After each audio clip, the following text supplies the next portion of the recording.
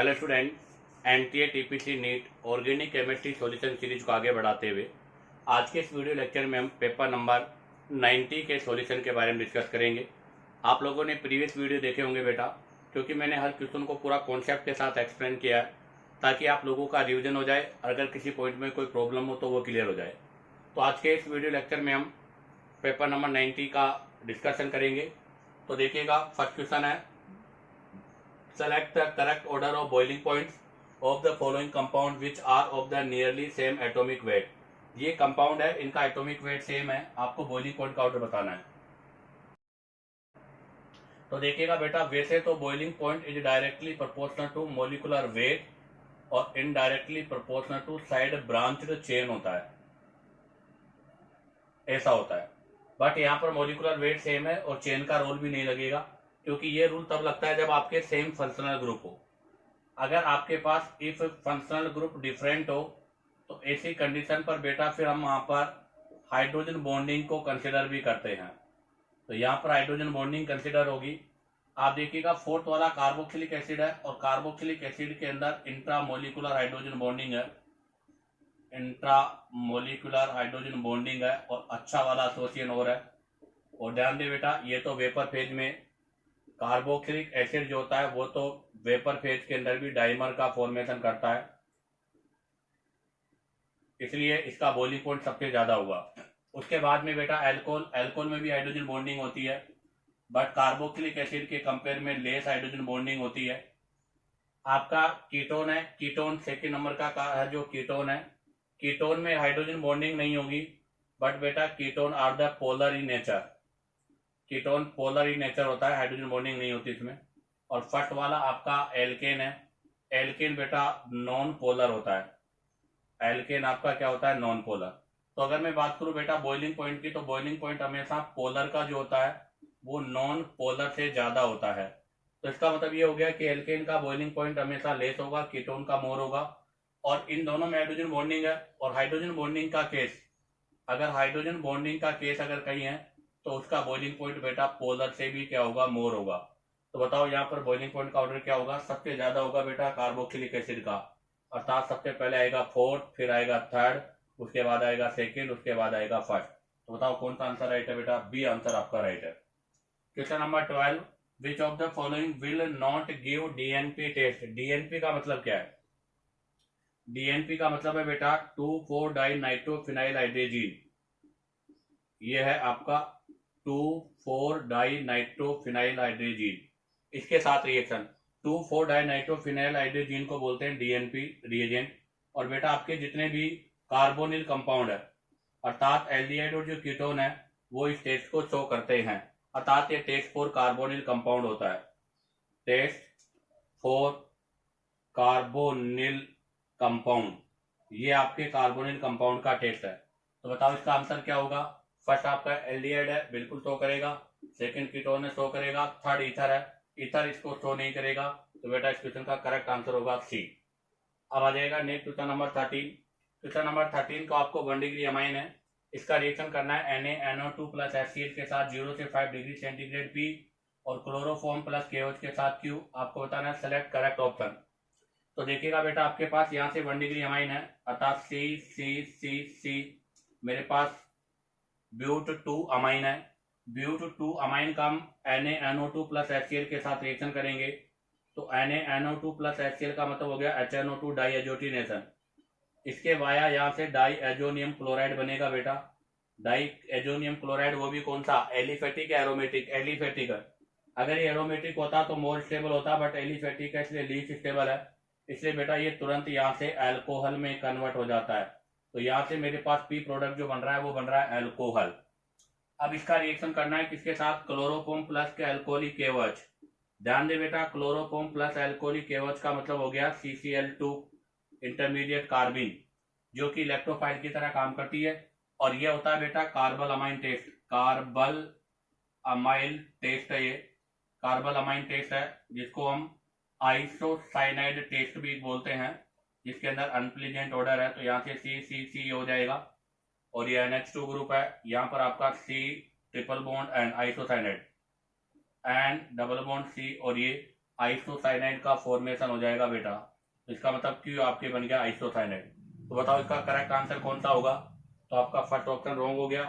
Second option right हो गया बेटा। पी आपका फिनॉल हो गया और क्यू आपका आइसोसाइनाइड हो गया। इसी के साथ आपके क्वेश्चन कंप्लीट होते हैं। अब आप चाहो तो स्क्रीनशॉट ले लीजिएगा। अब हम यहाँ से नेक्स्ट क्वेश्चन के बारे में डिस्कस करेंगे। तो देखिएगा, अब हम डिस्कस करेंगे next question number 14। Which of the following does not show mutarotation. आपको बताना है कि इनमें से कौन सा ऑप्शन म्यूटा रोटेशन नहीं करता। क्या होता है म्यूटा रोटेशन? म्यूटा रोटेशन से मतलब है बेटा एट ए सर्टीन टेम्परेचर, मतलब एट ए सर्टीन कंडीशन, जहां पर आपका स्पेसिफिक रोटेशन टाइम के साथ चेंज होता रहता है।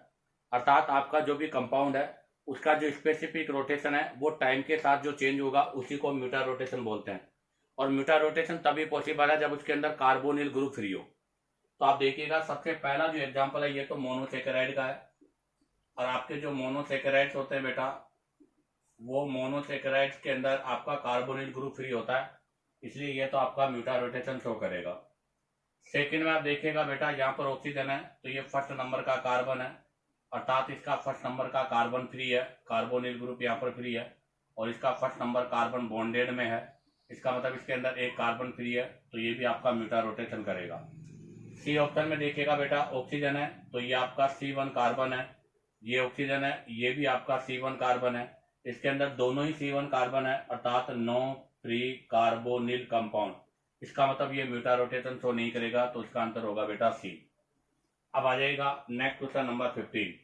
विच is the most reactive toward the nucleophilic addition. NAR के रेस्पेक्ट में रिएक्टिविटी का ऑर्डर बताना है। तो आप लोगों को पता है बेटा, ये कार्बोनिल ग्रुप है, इस पर न्यूक्लियोफिलिक एडिशन रिएक्शन, तो इस पर न्यूक्लियोफाइल अटैक करेगा। तो देखो बेटा, आपका इस पर इलेक्ट्रोफाइल आके जुड़ता है और इस पर न्यूक्लियोफाइल आके जुड़ता है। तो इसका मतलब यहाँ पर इस कार्बन पर जितना ज्यादा पॉजिटिव चार्ज होगा, न्यूक्लियोफाइल का अटैक उतना फास्ट होगा। तो अगर मैं रेट ऑफ NAR की बात करूं, अर्थात रिएक्टिविटी ऑफ न्यूक्लियोफिलिक एडिशन की बात करूं, तो positive charge on sp2 carbon upon steric hindrance होना चाहिए। अर्थात sp2 कार्बन पर पॉजिटिव चार्ज और स्टेरिक हिंड्रेंस इसके इनडायरेक्टली प्रोपोर्शनल होता है। अब आप ध्यान दें, एल्डिहाइड और कीटोन में मैं बात करूं तो बेटा एल्डिहाइड की रिएक्टिविटी कीटोन की कंपेयर में मोर है, क्योंकि एल्डिहाइड के अंदर क्राउडिंग भी कम होती है और प्लस आई भी लेस है। और अगर आगे बात करें एलिफेटिक और एरोमेटिक में से, तो बेटा एलिफेटिक और एरोमेटिक में से भी एलिफेटिक की रिएक्टिविटी मोर है। ऐसा क्यों? क्योंकि एलिफेटिक में आपके पास RCH डबल बॉन्ड O और एरोमेटिक में बेटा रिंग होती है। तो यहाँ से रिंग के वाया, देखो मैं बता दूं आपको, क्लियर करूं, यह है जब यहाँ पर पॉजिटिव चार्ज आएगा तो ये रिंग के द्वारा स्टेबलाइज हो जाएगा, जबकि यहाँ पर पॉजिटिव चार्ज केवल प्लस आई से स्टेबलाइज होगा। इसलिए एलिफेटिक की रिएक्टिविटी एरोमेटिक से ज्यादा होती है। अब उसने कहा कि sp2 कार्बन पर मोर पॉजिटिव होना चाहिए। इसका मतलब अगर मैं रेट ऑफ NAR को देखूं किसी भी कंपाउंड में, तो रेट ऑफ NAR हमेशा -m, फिर -i, उसके बाद +i और सबके लास्ट में +m वाला ग्रुप होना चाहिए। तो आप देखिएगा, सबसे पहला आपका बेंजील्डिहाइड है, दूसरा एसीटोफिनोन है, तीसरा बेंजील्डिहाइड है, फोर्थ आपका बेंजील्डिहाइड है। तो देखो बेटा ACD, आपके पास यहाँ A, C और D की रिएक्टिविटी जो है वो B के कंपेयर में मोर है, क्योंकि ACD एल्डिहाइड है और आपका B क्या है, कीटोन है, कीटोन की रिएक्टिविटी लेस होगी। अब आप देखिएगा बेटा, डी ऑप्शन में NO2 का -m लग रहा है, -m लगेगा तो इस पर मोर पॉजिटिव चार्ज होगा, और मोर पॉजिटिव चार्ज होगा तो बेटा मोर अटैक होगा। तो इसका करेक्ट आंसर क्या होगा बेटा, डी। ऑर्डर की बात करें तो डी सबसे पहले आएगा, उसके बाद में A आएगा, उसके बाद में C आएगा और सबके लास्ट में कौन सा आएगा बेटा, E आएगा। ये इसका करेक्ट ऑर्डर होगा। इसी के साथ आपके क्वेश्चन कंप्लीट होते हैं। अब आप चाहो तो यहाँ से इसका स्क्रीनशॉट ले लीजिएगा। अब हम यहाँ से नेक्स्ट क्वेश्चन के बारे में डिस्कस करेंगे।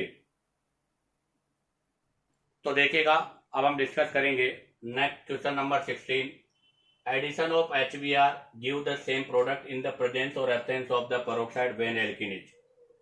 अर्थात आपके पास कोई एल्कीन है, उस पर आपको पेरोक्साइड और प्रेजेंस ऑफ पेरोक्साइड एब्सेंस दोनों पर रिएक्शन कराना, सेम प्रोडक्ट बनाना है। तो इसके लिए मैं एक पॉइंट क्लियर करूं आपको, पहले देखिएगा बेटा कि आपके पास ये जो रिएक्शन है, ये एल्कीन है, इस एल्कीन पर आप HBr का रिएक्शन कराओ इन एब्सेंस ऑफ पेरोक्साइड, तो यहाँ पर मार्कोनी ऑफ रूल लगेगा और मार्कोनी ऑफ रूल के अकॉर्डिंग एक पर H और एक पर Br लग जाएगा। लेकिन अगर मैं इसी पर अब पेरोक्साइड लगा रहा हूं तो यहाँ पर एंटी मार्कोनी ऑफ लगेगा और एंटी मार्कोनी के हिसाब से बेटा लेस क्राउडेड पर Br और मोर क्राउडेड पर H लगेगा। बट अगर मान लो ये एल्कीन अभी आपके पास सिमेट्रिकल है, अगर बेटा ये एल्कीन आपका सिमेट्रिकल है तो इसी कंडीशन पर बनने वाला प्रोडक्ट तो आपका सेम ही होगा। इसका मतलब ये हुआ कि इफ एल्कीन सिमेट्रिकल, अगर आपका एल्कीन सिमेट्रिकल होता है तो ऐसी कंडीशन पर बेटा आपका MKW और anti Markovnikov of rule apply नहीं होता। तो आपका Markovnikov anti Markovnikov of rule केवल अनसिमेट्रिकल पर अप्लाई होता है, सिमेट्रिकल पर अप्लाई नहीं होता। तो आपको यहाँ पर वो चेक करना है कि इसमें सिमेट्रिकल एल्कीन कौन सी है। जो सिमेट्रिकल एल्कीन होगी उसमें दोनों पे प्रोडक्ट सेम होगा।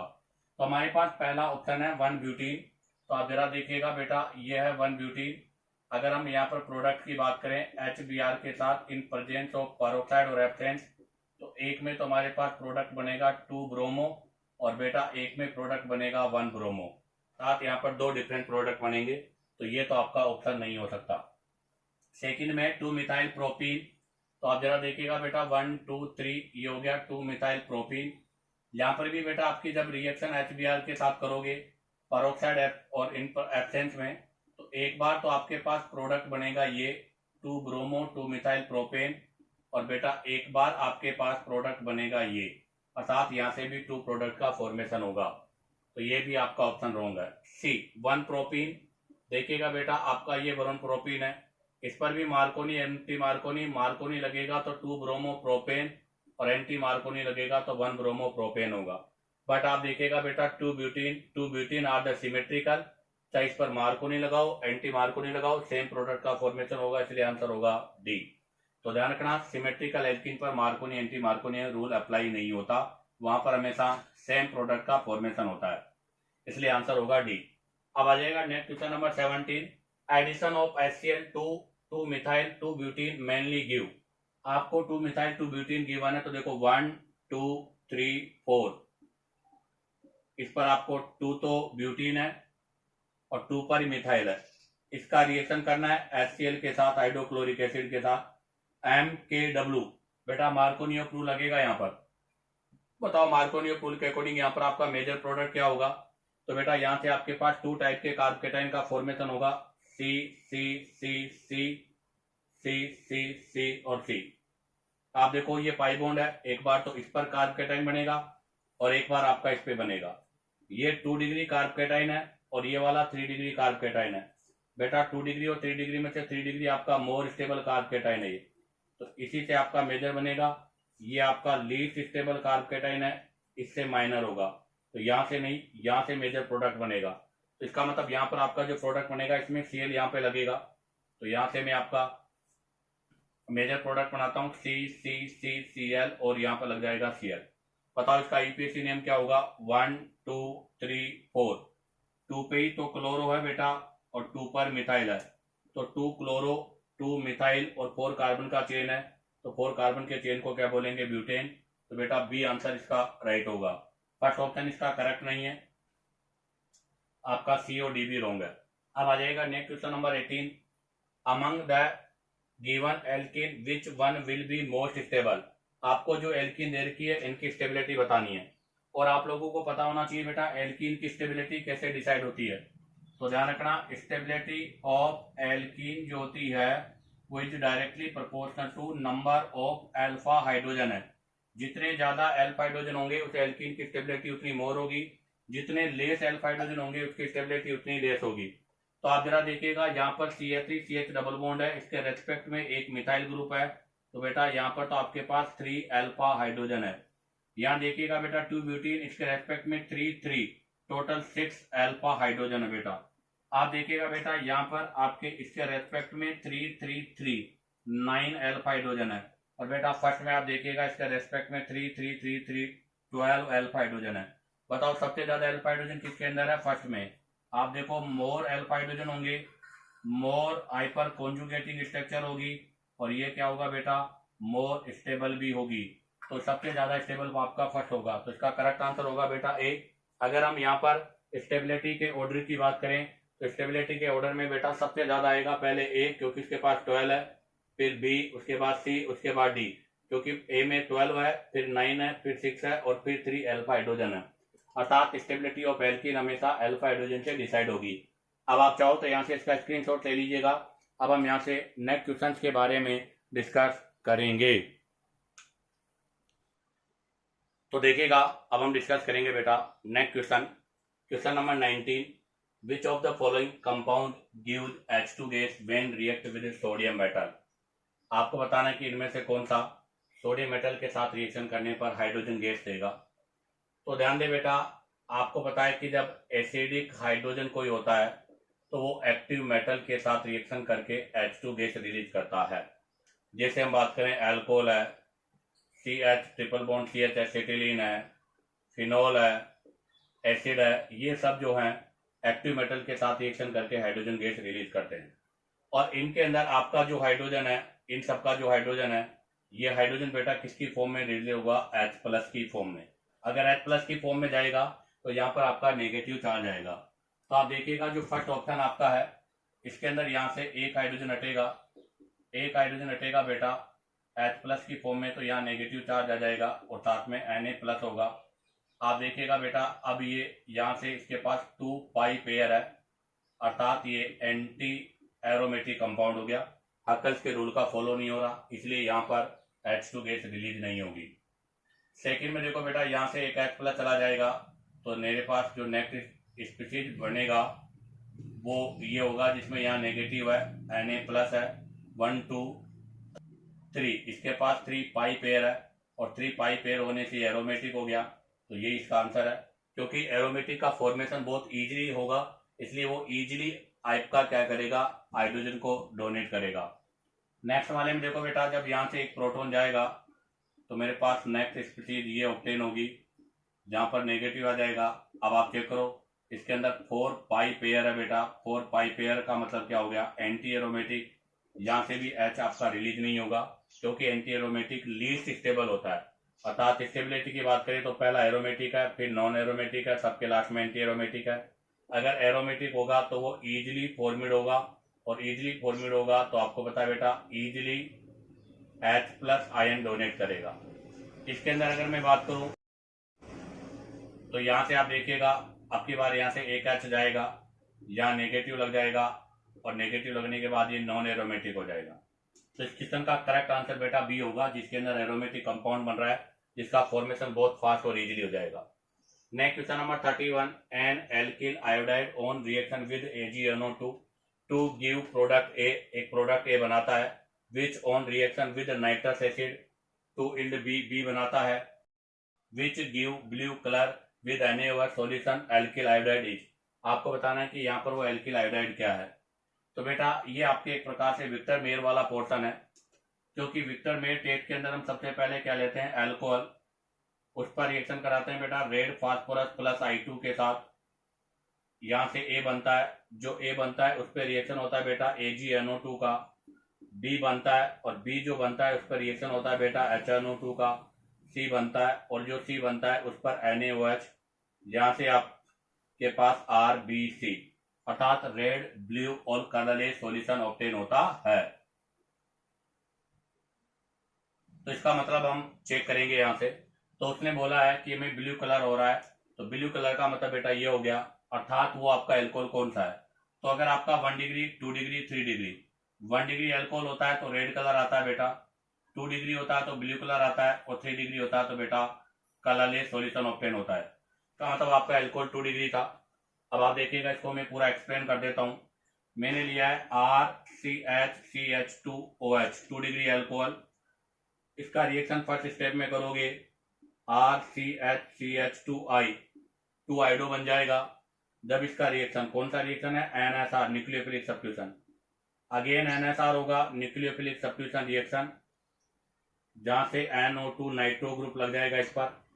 अब इसका रिएक्शन करेंगे नाइट्रस एसिड के साथ, और नाइट्रस एसिड का स्ट्रक्चर बेटा ये होता है, जहां से देखो OH और H, यहां से वाटर मॉलिक्यूल्स आपका यहां से आपके पास ये वाटर मॉलिक्यूल्स रिमूव हो जाएगा, और वाटर मॉलिक्यूल्स रिलीज होने से आपके पास यहां से स्यूडो नाइट्रोल ग्रुप बनेगा। यहां से इस पर आपका एन डबल बॉन्ड ओ लग जाएगा, और जब इसको हम NaOH में मिलाएंगे तो हमें ब्लू कलर आएगा। इसका मतलब आपका आयोडाइड कौन सा था, 2 डिग्री। तो बताओ इसका करेक्ट आंसर कौन सा होगा। फर्स्ट रॉन्ग है, 1 डिग्री है। सेकेंड आंसर आपका राइट है बेटा, वो 2 डिग्री है। थर्ड रॉन्ग है, 1 डिग्री है। फोर्थ रॉन्ग है, 3 डिग्री है। क्योंकि 3 डिग्री होता तो कलरलेस होता, और 1 डिग्री है तो बेटा रेड कलर का होता। अब आ जाएगा next question number 32। Which of the following is not an antiseptic drug. आपको बताना है कि इनमें से कौन सा एंटीसेप्टिक ड्रग नहीं है। आइडोफोम, बेटा आइडोफोम तो टिंचर बनाने के काम आता है, आयोडीन का टिंचर, तो ये तो आपका एंटीसेप्टिक है। डिटोल खुद एक एंटीसेप्टिक है। गेमेक्सिन, क्या होता है गेमेक्सिन, बेटा गेमेक्सिन को हम बोलते हैं BHC, अर्थात BHC बेंजीन हेक्साक्लोराइड अर्थात 666, ये होता है बेटा, जहां पर आपका HCl HCl HCl HCl HCl H और Cl, बताओ यहाँ पर 3 ही तो कार्बन है, 3 ही मतलब 6 कार्बन 6 हाइड्रोजन 6 क्लोरीन है, और बेटा ये इंसेक्टिसाइड के रूप में यूज होता है, अर्थात इसको हम एंटीसेप्टिक के रूप में यूज नहीं करते, इंसेक्टिसाइड के रूप में। तो इसका करेक्ट आंसर होगा सी। अब आप चाहो तो यहाँ से इसका स्क्रीनशॉट ले लीजिएगा। अब हम यहाँ से नेक्स्ट क्वेश्चन के बारे में डिस्कस करेंगे। तो देखिएगा, अब हम डिस्कस करेंगे next question number 33। Among the following for which polymer starting material is same as in case of bakelite. Bakelite का स्टार्टिंग मटेरियल, बेकेलाइट आपका एक थर्मोसेटिंग प्लास्टिक है बेटा, ये ध्यान रखना, थर्मोसेटिंग प्लास्टिक है, और इसका जनरली यूज हम इलेक्ट्रिकल एपरेटस इलेक्ट्रिकल इंस्ट्रूमेंट्स में यूज करते हैं।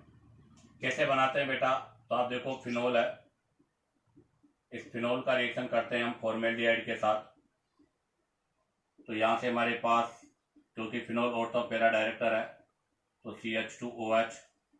CH2OH का फॉर्मेशन होता है, और जब यहाँ से इसका कंडेंस पॉलीमराइजेशन किया जाता है बेटा, तो इसका कंडेंस पॉलीमराइजेशन किया जाएगा, उसके बाद देखो आप OH CH, यहाँ पर CH, यहाँ पे रिंग OH, यहाँ पे CH, फिर अगेन आपका फिनोल रिंग OH CH2, फिर फिनोल रिंग OH CH2, ऐसे ऐसे कंटिन्यू बेटा क्या होती रहेगी, आपकी एक चेन चलती रहेगी।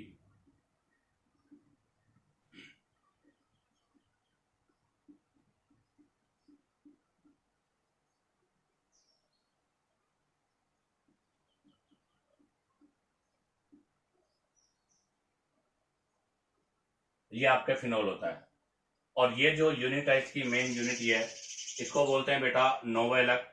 नोवेलक को जब हम यूज करते हैं तो इस बेकेलाइट का फॉर्मेशन होता है, तो इसका आंसर होगा बेटा नोवेलक। Question number 34। Which of the following drugs is use as a large scale on the broad spectrum antibiotic. आपको बताना है कि इनमें से कौन सा एंटीबायोटिक जो है वो ब्रॉड स्पेक्ट्रम एंटीबायोटिक में यूज होता है। पहला है क्लोरोमोक्विनोन, बेटा क्लोरोक्विनोन तो आपके मलेरिया की डिजीज में यूज होता है। क्लोरोजाइनोल ये तो आपका डिटोल का पार्ट है। प्लाज्मोक्विनोन ये भी नहीं है, इसका आंसर है बेटा डी। क्लोरोमाफेनिकोल जो है वो सबसे लार्ज अमाउंट के अंदर ब्रॉड स्पेक्ट्रम एंटीबायोटिक में यूज होता है। इसी के साथ आपका ये NTA TPC NEET organic chemistry solution paper number 90 complete होता है। उम्मीद करता हूँ कि आपको वीडियो पसंद आया होगा, क्योंकि मैंने हर क्वेश्चन को कॉन्सेप्ट के साथ एक्सप्लेन किया है। अगर बेटा आपको वीडियो पसंद आया हो तो वीडियो को लाइक सब्सक्राइब और शेयर करो, ताकि आप लोगों के पास न्यू नोटिफिकेशन आता रहे।